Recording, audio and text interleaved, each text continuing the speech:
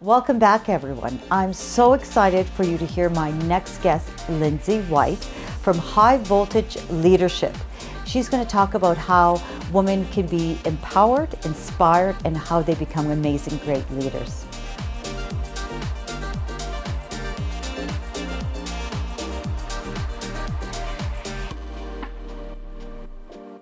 Welcome. I'm Milena Radakovic, and this is WEDO Pay It Forward. Hi, welcome, Lindsay. Hi, thanks for having me. Oh, so glad you're here. Can you tell us a little bit about your business and how you got started? Yeah, so High Voltage Leadership really came out of my very dramatic exit from my corporate HR job. I had spent many years working with senior leaders and executives, helping them build really high-performing teams and coaching them in their own leadership practice. And unfortunately, I ended up working for a really toxic boss, and I had to leave. But it really fueled my passion now for the work that I do, particularly with female leaders and small business owners, around becoming really exceptionally impactful leaders and building really great teams and cultures. So Lindsay, how long have you had your business? Yeah, so the business is just about to turn 6 years old in 2024. So it's actually been 6 really interesting years. Oh, I bet. Yeah. Why don't you tell us some of the struggles that you went through? Because I'm sure there's a lot of people in our audience who are waiting to take that plunge from the corporate world and start their own business. Yeah, so I mean, one of the biggest struggles for me was, really launching the brand as it is today in October of 2019. And of course, we all know what happened a few months later. Right. That was incredibly challenging as an entrepreneur to try and understand, what was I going to do? Yeah. How was my business going to look? Was I even going to survive COVID? And, still standing today, but it's been a thought, it would be 2 weeks and it would be over. Yes. And here we are, a couple years later, still struggling to figure out what business is going to look like going forward. So how did you, that's a big feat. You're leaving and right? then starting a business and then bam, the pandemic. Yep. So what did you do? How did you go about getting your clients? Yeah, I've been really lucky in that my network has been incredibly generous to me. And so, I was really able to stay afloat through that, doing a variety of coaching and actually working as a consultant for a variety of organizations.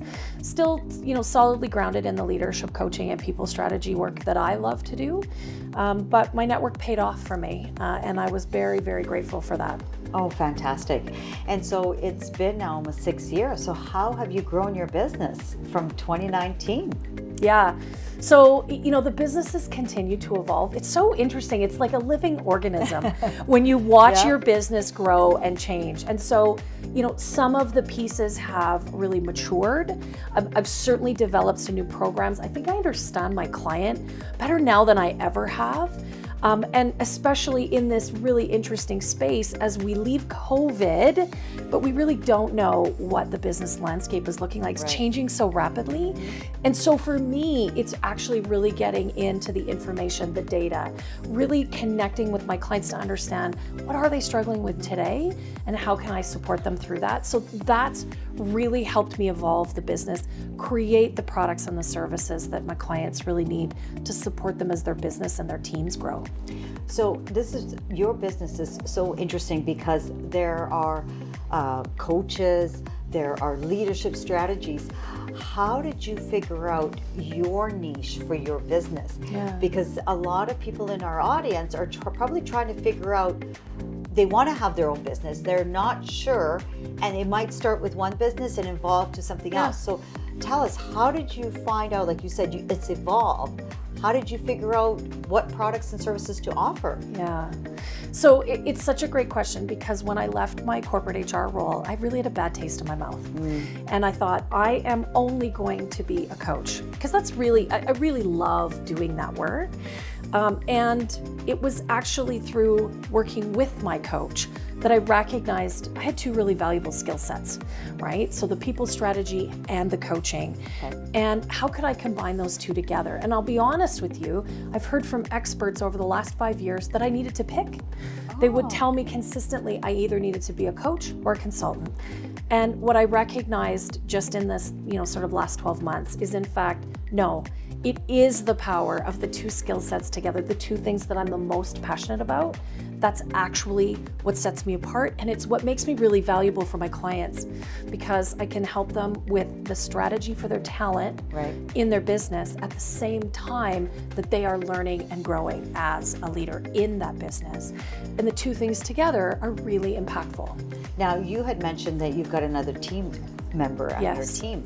So how do you manage your time between being the owner, entrepreneur, being a coach, a strategist, and then also having a staff member? Yeah, and that, I think that's actually this $64,000 question, and it's what my clients struggle with. So, and that's, I think, again, what makes me valuable, because it's something I struggle with too. You have to be an entrepreneur and a business owner, and you have to be a leader. And sometimes those two things actually are conflicting. And so for me, what's really important is that I am making the time, right? So I just met with my team member on Monday. We set aside an hour. We had an agenda. We needed to get things accomplished, but also spending some time just connecting with her. We don't live in the same city. So, just really finding out, where is she at, right? What is she working on? What's important to her? What's she struggling with? Then we can get to business. And so I think what you have to do is just be really intentional about how you're showing up for people, how you're connecting with them, and how you're leading them. And so with that, what do you see is the next growth for your business? Yeah, I'm actually really excited about the next 12 months. So I've gone back to the drawing board. I've been working with my own business strategist, because we all need that kind of help, every one of us. And we've actually created a really powerful slate of programs that really talk to my client at every step in her evolutionary journey in her business.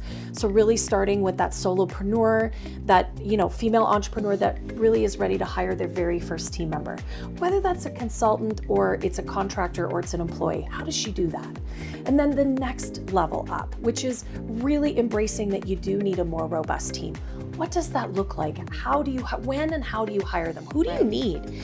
And then from there, sort of that next level leader, that woman that really is ready to be a strong CEO.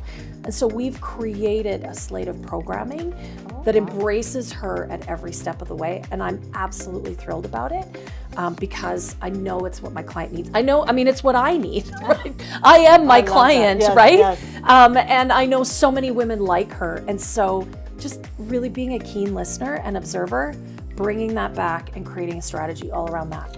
Wow. Now, you said it's a program. So when I think of a coach, it's a one-on-one. When it's a program, how is that program shaped? Is it like modules, weeks, months? How does that work? Yeah, so there's different approaches for different spaces. So some of it is actually teaching, it's pedagogy, right? And then includes, of course, always my coach-like approach to that teaching and that facilitation space.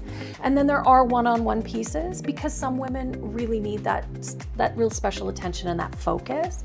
And then, some people like to learn in community. So I've created a program that's really group-oriented. We learn a lot, actually, from being exposed to other female entrepreneurs who's struggling with what, and identifying that maybe we're not alone.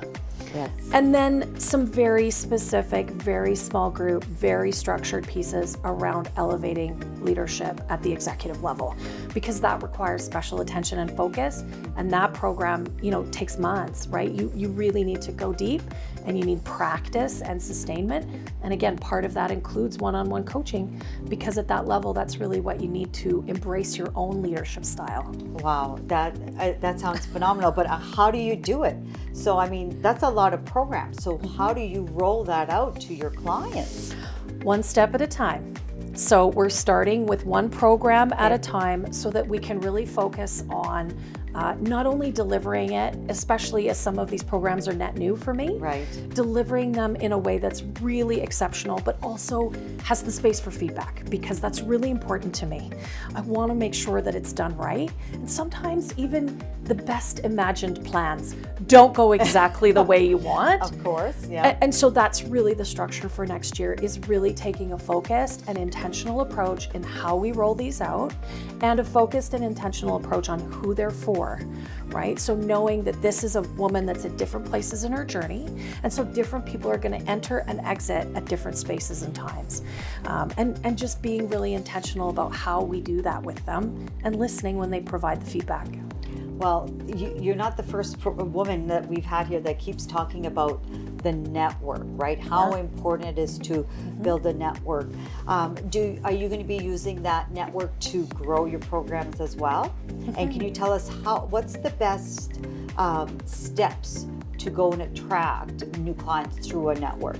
Yeah, I'm a connector at heart. It's one of my biggest values. And so always network has been important to me. I love creating new relationships and new connections, right?